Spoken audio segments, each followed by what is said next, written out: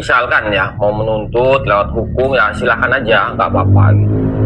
Karena dengan ada laporan misalkan menuntut gitu ya, ya nanti biar terang benderang siapa dibalik dalang mereka semua gitu. Nanti akan ketahuan semuanya akan kebuka lah. Assalamualaikum warahmatullahi wabarakatuh. Saudara-saudaraku sebangsa dan setanah air yang kami banggakan, kita update perkembangan terkini tragedi Mukibin yang bikin rusuh di Tegal. Dan langsung saja kita mendengarkan laporan dari pemilik channel Bukan Budak Yaman. Dan alhamdulillah berjalan lancar ya, acara pelantikan PWILS juga berjalan lancar walaupun sedikit ada kisruh. Nah, kita mau ngebahas soal yang kisruh itu teman-teman. Jadi pas kejadian itu ya, ada pemukulan, kita tuh ada di depan mereka, tepat di depan mereka, kita berdua ya, tepat di depan mereka, kita ngeliat betul kejadiannya. Jadi PWLS itu hanya apa ya, nggak ada niat lah, aku anggap itu nggak ada niat menghantam atau memukul, itu enggak, membela diri atau refleks lah. Contohnya begini teman-teman, contohnya begini, ketika ada orang lagi ngarit rumput buat pakan kambing, terus kalian kagetin dari belakang, itu pasti bakalan refleks. Biasanya kejadiannya seperti itu, refleks, entah menyambitkan itu parang tersebut ke kaki, entah ke perut, karena kaget gitu loh, refleks. Jadi nggak ada niat gitu, nggak ada niat tapi refleks sekali lagi ya. Dan kejadian itu ya mudah-mudahan nggak terulang lagi lah ya, karena pribumi dan pribumi ini dibenturkan antara Muhibin dan PWLS, itu kan sama-sama pribumi ya. Dan pihak korban pun kalau misalkan ya mau menuntut lewat hukum ya silahkan aja, nggak apa-apa gitu. Karena dengan ada laporan misalkan menuntut gitu ya, ya nanti biar terang benderang siapa dibalik dalang mereka semua gitu. Nanti akan ketahuan semuanya akan kebuka lah, akan terbuka. Karena yang kita dapat informasi itu ya pasti ada yang menggerakkan. Dan pesan dari kita buat Muhibin lah, jangan mau lah kalau memang diprovokatori dari belakang oleh oknum Habib gitu ya, mendingan jangan mau. Karena begini, karena kalian sendiri yang bakalan rugi. Kayak misalkan baku hantam, kalian bonyok, itu yang rugi kalian, itu yang pertama. Contohnya KM50 itu ya, yang Muhibinnya Rizik Syihab itu meninggoy ya, ditembak.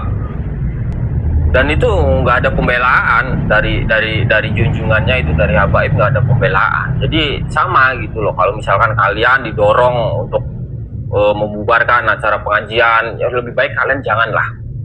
Karena kalau kalian misalkan lewat hukum terus kalian masuk sel, masuk bui, itu kalian nggak akan diurus sama junjungan kalian, nggak akan dibantu sama junjungan kalian, dan kalian juga yang rugi gitu.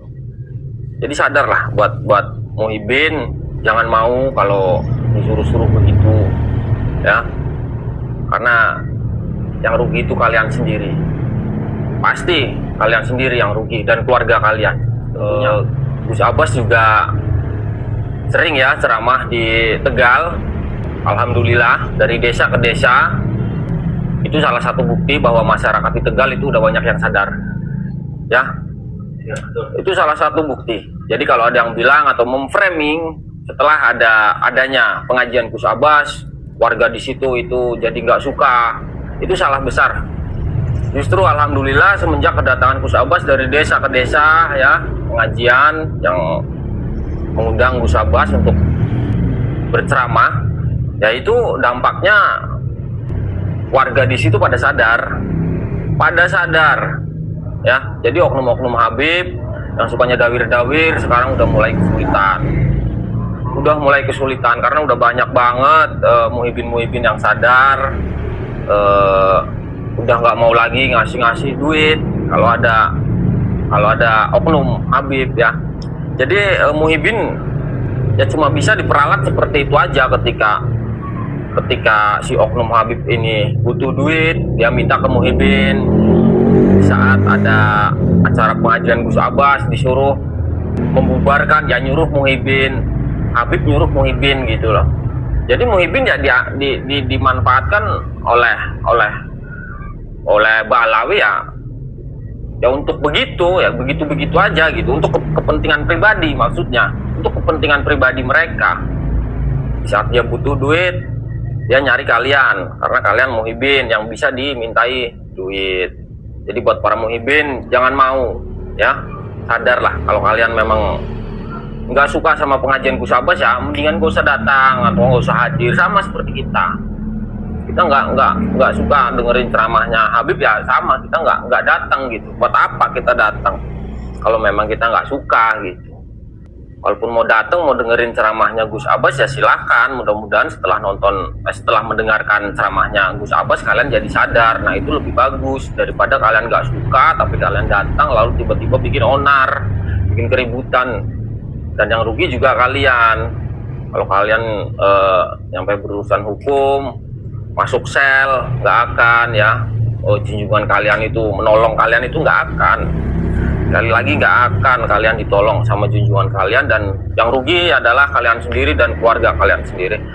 Sahabat-sahabat PWI Laskar Sabilillah di Tegal menunggu kalau memang Mukibin mau laporan ke pihak kepolisian, karena dengan demikian nanti bisa terungkap siapa dalang dibalik kerusuhan tersebut, agar terang benderang masyarakat lebih mengenal alasan para Mukibin membela Khabib Debolowi.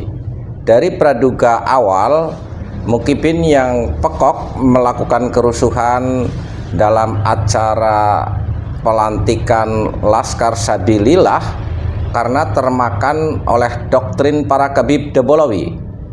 Ini akan sangat mudah di tracking ketika ada kasus tersebut masuk ke ranah hukum, sehingga aktor intelektual kalau ada perencanaan atas kerusuhan tersebut bisa ditangkap dan diproses secara hukum. Bukan saja pelakunya saja, karena pelaku juga pribumi yang saat ini belum sadar atas kelakuan para Khabib Debolowi yang menebarkan secara halus doktrin-doktrin yang menciptakan keterbelahan di masyarakat kita. Ini tentunya pemerintah juga sudah harus melihat sebagai bagian daripada problem bangsa untuk secepatnya ditangani, agar letupan-letupan kecil seperti di Kerawang kemarin dan di Tegal baru-baru ini tidak meluas menjadi konflik horizontal di tengah masyarakat antara mukibin pekok yang taklid buta menerima doktrin-doktrin Khabib Debolowi, memusuhi pribumi lainnya yang sedang melakukan pelurusan sejarah serta membongkar arogansi dan supremasi para Khabib Debolowi yang menyebarkan rasisme di bumi Nusantara, menganggap dirinya lebih mulia dari klan pribumi. Ada hal yang harus dilakukan oleh pemerintah untuk membubarkan Rabithah Alawiyah, karena organisasi inilah yang menjadi salah satu biang kerok para Khabib Debolowi berani belagu di bumi Nusantara. Dengan ditetapkannya oleh Rabithah Alawiyah para Khabib Debolawi seolah-olah keturunan baginda Nabi Muhammad Sallallahu Alaihi Wasallam, lalu meminta privilege dari masyarakat untuk taklid buta kepada mereka, menganggap dirinya sebagai pemegang kebenaran, padahal apa yang mereka sampaikan sama sekali tidak berbasis dari nilai-nilai keislaman yang ada di Nusantara. Bersiaplah. Walafu minkum. Wassalamualaikum warahmatullahi wabarakatuh.